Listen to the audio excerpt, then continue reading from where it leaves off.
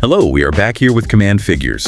Glad to be back. Today, we are dissecting a character who embodies, well, perhaps the most jarring paradox in modern African history. It is a massive contradiction. Right. We often hear about military coups and generals seizing power. But this story is totally different. We are looking at a man who spent decades as a general practitioner in London. A very successful one, too. Exactly. A man known for his gentle bedside manner. Someone who quietly paid the school fees for African students he didn't even know. About 40 students, actually. 40 students.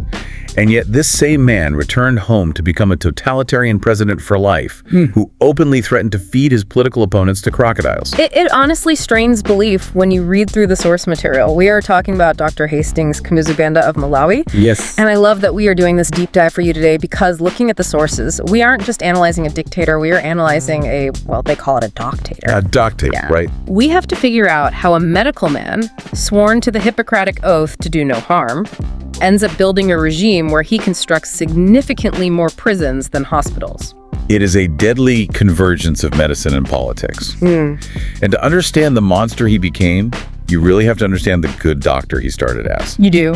The timeline here is fascinating because he didn't rise to power until he was practically a senior citizen. Yeah, his life before the presidency is almost a movie script in itself. It really is the classic hero's journey. So let's trace that timeline. The sources estimate his birth around 1898. Right, in the Chua tribe of what was then British-controlled Nyasaland. And right off the bat, you have this connection to medicine. His name, Yes, his name, Kamuzu. It translates to little root. which sounds incredibly humble, but the texts say it was actually a reference to a root herb given to his mother to cure her infertility. So he was a child of medicine before he even learned to read. Precisely. And that identity seemed to drive him. He had this insatiable hunger for education. He leaves home as a teenager, literally walking hundreds of miles. Just incredible. He works in the mines of Rhodesia and South Africa, doing brutal, dangerous labor. And he wasn't doing it to send money home. No, he was doing it to save up for a ticket to the United States. And he makes it. He gets to the U.S., finishes high school, and goes all the way through medical school. But there is a detail in his American chapter that I think is crucial for you as the listener to grasp. He was living near Chicago, and he witnessed a lynching. He did. He saw the brutality of American racism up close. Now, you might think this would turn him against the West. Or make him a radical revolutionary, yeah. But that is the complexity of Banda. It didn't. Not at all. He hated the racism, but he admired the structure, the civilization, as he saw it, of the West. It didn't want to destroy the system. No, he wanted to be at the top of it. So he leaves the U.S. because he needs British credentials to practice in the empire. Right. He goes to Edinburgh, gets his degrees, and eventually sets up a practice in Harlesden, London. And this is the period that confuses everyone. If you look at the accounts from the 1940s and early 50s, he is a pillar of the community. Completely. He is financially successful, he is treating working-class British patients who absolutely adore him, and he is hosting future African leaders like Kwame Nkrumah in his living room. He was the safe elder statesman. While Nkrumah and Jomo Kenyatta were the fiery radicals, Banda was the calm professional in the three-piece suit. He was the one paying for students' education, as you mentioned earlier, out of his own pocket. He seemed to be the ultimate benevolent figure. But then comes the plot twist. Yes. And honestly, this is the part that often gets left out of the history books, but our sources highlight it as a major psychological pivot point. In 1953, he moves to Ghana. Yeah. And he doesn't go there just for politics. He goes there because he is running away from a scandal. A scandal that threatened to destroy his carefully cultivated image. In London, the good doctor had started an affair with his secretary, Maureen French. The problem was, she was married. Right. Her husband sued for divorce, citing Banda as the co-respondent. And in 1950s Britain, that was social suicide. It was. Banda essentially fled to Ghana to escape the shame. And it didn't get better in Ghana, did it? This is where the doctor starts to crumble. It was a disaster. He was suspended from the medical register in Ghana. Over allegations of illegal abortions, right? Yes, though some sources suggest these were trumped-up charges or administrative errors. But whether true or not, the impact on his ego was catastrophic. He went from being the respected London gentleman to a man facing professional ruin and public humiliation. He was depressed. He felt like a failure. So keep that headspace in mind. You have a man with a massive ego who feels the world has turned on him. And then, out of the blue, he gets a letter from home. The young radicals in Nyasaland, guys in their 20s like Masoko Chipembere, are inviting him back. They needed a figurehead. The Nyasaland African Congress was full of young, fiery guys, but they knew the rural population wouldn't listen to a 25-year-old. They needed a messiah. Exactly. They thought Banda, being older and educated abroad, would be the perfect face for the movement.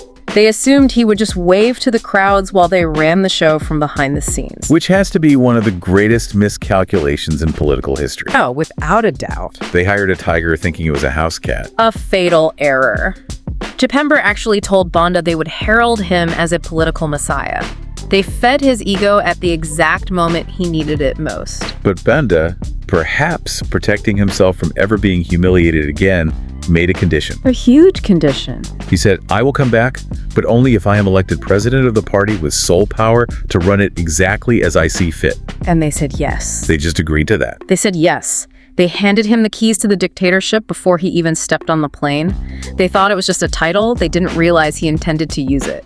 So, 1958, he lands. The crowd goes wild. He is the savior. He fights the British, gets jailed. Which gives him huge street cred. Massive credibility. And by 1964, Nyasaland is independent Malawi, and Banda is prime minister. The young radicals are in his cabinet.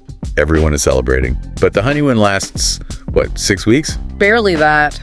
This brings us to the cabinet crisis of 1964. This is the moment the mask falls off. Yes. You have to picture the scene.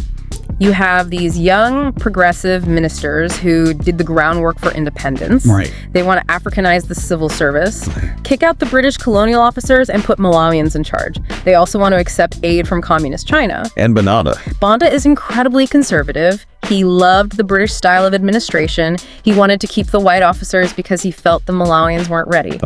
And he treated his cabinet ministers, grown men, leaders of the revolution, like naughty school children. He literally referred to them in parliament as my boys. That is so incredibly patronizing. It is not just a political difference, it is total disrespect. It was. When the boys pushed back and presented him with a list of grievances, Banda didn't negotiate. He exploded. He saw it as a personal betrayal. He sacked the ministers. Those who weren't sacked saw the writing on the wall and fled into exile. And this is where the rhetoric shifts from bedside manner to warlords. It really does. The sources quote him saying about his former colleagues, "They're wild animals now. They must be destroyed." Exactly. He gave the police and his supporters the green light. He said, if they resist arrest, anything you do is all right, so far as I am concerned. That was the end of democracy in Malawi for 30 years. And that ushers in the era of the Great Lion. From 1964 to the early 90s, it is a one-man show.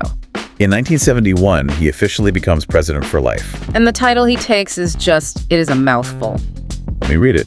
His Excellency, the life president of the Republic of Malawi, Ngwazi Dr. Hastings Kamuzu Banda. Ngwazi means great lion or conqueror, and he built this ideology called Kamuzuism. Which the sources detail quite heavily. Yeah, the logic was terrifyingly simple. God chose Banda. Therefore, Banda is the only authority. He famously said, there is no opposition in heaven, God is there alone. So why should Kamuzu have opposition? You can't argue with that logic without being a heretic. Right. But he didn't just rely on spiritual threats. He had a very real, very physical enforcement mechanism. The Malawi Young Pioneers. We need to talk about them. Because this wasn't the Boy Scouts. Not at all. This was a paramilitary wing of the party that operated completely above the law. They were trained and armed. And frankly, they were feared more than the army or the police. They were Banda's eyes and ears in every single village.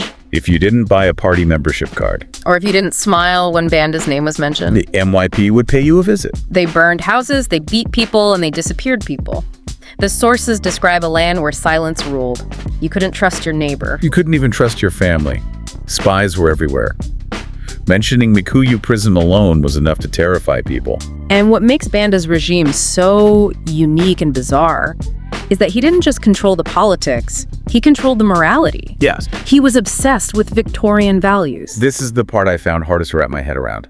The Decency Dress Act. We are talking about a law that regulated hemline lengths. Strictly enforced. Women were legally forbidden from wearing trousers or skirts that showed their knees. If a woman was caught wearing pants, she could be arrested. And for men, long hair was illegal. I read about tourists arriving at the airport in the 70s. If a guy had long hair, like a hippie or just a rock star looking, officials would drag him into a back room and cut his hair before letting him enter the country. That really happened. It was about projecting an image of a disciplined nation, but deep down, it was about absolute control over the individual's body. If he can tell you how to cut your hair, he owns you. And speaking of odd social dynamics, we have to talk about his personal life. He never married, the father of the nation had no wife. But he was never seen without Cecilia Kazimira. The official government hostess. That was her actual title. She was a former nurse of his. She and her uncle John Tembo became the gatekeepers. Because his banda got older. And remember, he ruled into his 90s. Many people believed that Kazimira and Tembo were the ones actually pulling the levers, deciding who got arrested and who got promoted. Now let's follow the money. Because usually, dictators loot the treasury and put it in a Swiss bank account. Banda did something different. He turned the country's economy into his own private business through something called press holdings. This is a fascinating model of corruption. Press Holdings was a conglomerate that Banda personally owned. We are talking about a company that controlled maybe a third to a half of the entire Malawian economy. Tobacco farming, transport, retail, banking. How did he manage that? He rigged the system. He would force small farmers to sell their tobacco to him at rock-bottom prices, and then Press Holdings would sell it on the international market for a massive profit. So the line between the national treasury and Banda's personal bank account didn't exist. It didn't. He treated Malawi as his private estate. And while he was doing all this, he was making friends with the one country every other African leader hated. Apartheid South Africa. It was a massive anomaly. He was the only African nationalist leader to maintain full diplomatic ties with the apartheid regime, as well as with Portuguese-controlled Mozambique. He even visited South Africa and was treated as an honorary white. His public argument was contact and dialogue, but the reality was transactional. South Africa gave him millions to build his new capital city, Lilongwe. He sold his solidarity for concrete and steel. Exactly. So he has the money, the army, the spies, and the foreign backing. It seems unbreakable. But then we hit the 1990s, and the fortress starts to crumble. What changed? A perfect storm. First, the chronological collapse starts with an external factor. The Cold War ended. Right. Suddenly, the West didn't need an anti-communist bulwark in Africa anymore. They looked at Banda's torture chambers and said, we can't support this. Donors froze $74 million in aid. The economy went into freefall. And internally, the silence finally broke. And it started with the church. The Catholic bishops. Yes. In March 1992, they did something incredibly brave. They issued a pastoral letter criticizing the regime's corruption and human rights abuses. And this was read in every Catholic church across the country on the same Sunday. You have to understand, for 30 years, no one had dared to whisper a criticism. Suddenly, it was being shouted from the pulpit. And the way this protest spread is a great piece of tech history. We always talk about the Twitter revolutions of the Arab Spring, but this was a fax machine revolution. It really was. Banda controlled the radio and the newspapers, but he couldn't control the telephone lines. So opposition groups would fax newsletters and the bishop's letter to offices in Malawi. People would photocopy them and pass them around in secret. Labor strikes and student protests erupted. It broke the information blockade. So the people demand a referendum. In 1993, he is forced to hold one, and 63% vote for a multi-party system. The one-party state legally ended. But Banda isn't gone yet. The young pioneers, that private army, are still armed and dangerous. And this leads to the climax of the story, an event called Operation Bwezani. This is the most dramatic moment of the transition. Bwezani means give back or return. In December 1993, tensions were boiling. The regular Malawi army, who had been marginalized and underfunded while the young pioneers got all the new toys, finally snapped. This wasn't a protest. This was a military assault. It was warfare. The army rolled out heavy artillery and attacked the young pioneer headquarters. They forcibly disarmed them. We're talking about a full-scale dismantling of the president's private enforcers. The young pioneers fled. Some even ran across the border into Mozambique to join the Renamo rebels there. It broke the machinery of fear. And the crucial thing here is that the army didn't take over, right? Yeah. Usually when the tanks roll out in a situation like this, the general declares himself the new president. Exactly. And that is a testament to the army there. They dismantled the thugs, and then they paved the way for elections. So 1994, the first democratic election. Banda Zafrail, He is in his 90s. And yet, he runs for president. He truly believed his own myth. He thought the confusion was just a few agitators and that the rural people still loved their ngwazi. He campaigned wearing his trilby hat and waving his fly whisk. But the result was a landslide defeat. He lost to Bakili Malusi. And here's the final plot twist. Yeah. The man who fed opponents to crocodiles, the man who ruled for 30 years with an iron fist, he concedes. He just accepts it. He did. There's no civil war, no refusal to leave the palace. He went on the radio, congratulated Malusi, and calls him a man of the people. He accepted that his time was up. The sources mention a chant that the crowds were singing in the streets, "The cock is dead." The black rooster was the symbol of Banda's party, but the people turned it around. The cock is dead meant the long night of the dictatorship was finally over. Banda lived a few more years, facing house arrest and a trial for the murder of ministers back in 1983. Though he was acquitted due to lack of evidence and his failing health. And he died in a hospital in South Africa in 1997. When we step back and look at this arc, from the little root to the great lion, what is the legacy? Because the sources paint a very double-faced picture. It is a profoundly double-faced legacy. On one side, you cannot ignore the suffering, the police state, the sadistic opulence, the culture of fear where a wrong word could get you killed. He stunted the political maturity of the nation for decades and failed to develop a successor. But his supporters, and they're still out there, would point to the roads. They would. He built infrastructure. He built the Kamuzu Academy, which he called the Eton of Africa, because he was obsessed with high educational standards. Latin and Greek were mandatory. Right. And while neighboring countries were torn apart by civil war, Malawi was stable. But it was the stability of a graveyard, achieved at the cost of freedom. One of the most poignant quotes I saw in the research was from a poet, Jack Mapanje, who was actually imprisoned by Banda. He summed it up by saying, "Dr. Banda built more prisons than hospitals." That is the damning epitaph. For a man who started his life dedicated to healing, his legacy is defined by the systemic infliction of pain to maintain control. He diagnosed dissent as a disease, and his cure was to eliminate the patient. It really forces you to think about the corrupting nature of absolute power. Was the tyrant always hiding inside the London doctor, or did the position create the monster? That is the ultimate question. The sources suggest the narcissism was always there. The refusal to accept failure in Ghana was a huge clue. But the system of president for life took those flaws and magnified them into a national tragedy. He isolated himself until the only voice he could hear was his own. A dictator to the very end. It is a powerful lesson in leadership and the dangers of surrounding yourself with people who are too afraid to tell you no. And it leaves you with a chilling thought to explore on your own.